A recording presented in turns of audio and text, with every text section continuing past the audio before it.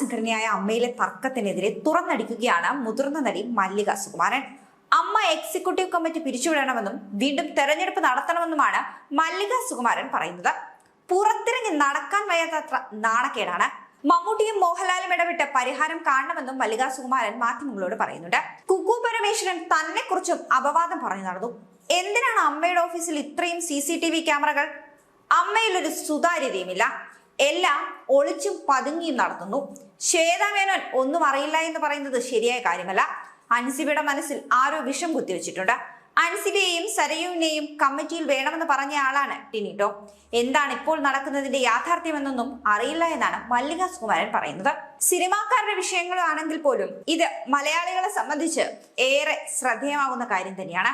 ഇത്തരത്തിലുള്ള അമ്മ സംഘടനയിലെ വിഷയങ്ങൾ കാണുമ്പോൾ നിങ്ങൾക്ക് എന്താണ് തോന്നുന്നത്? നിങ്ങളുടെ അഭിപ്രായങ്ങൾ കൂടി കമന്റ് ബോക്സിൽ കുറിക്കൂ.